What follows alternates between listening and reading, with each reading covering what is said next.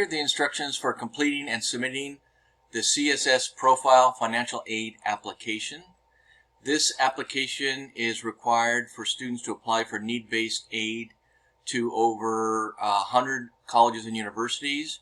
You need to check the requirements for financial aid applications at the colleges that you are applying to, and if the CSS Profile Financial Aid application is required, here are the instructions on how to complete and submit it.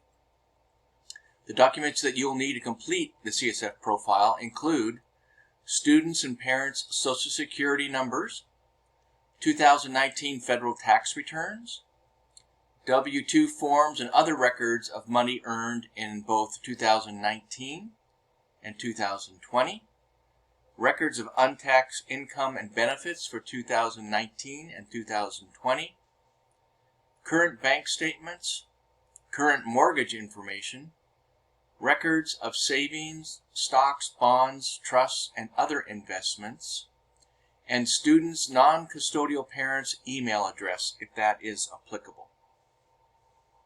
These instructions will be available through a link in the description of this video, or you can simply pause the video as we scroll down through the instructions for you to follow. Follow these instructions by clicking where it is described and entering the information that is required by the CSS profile.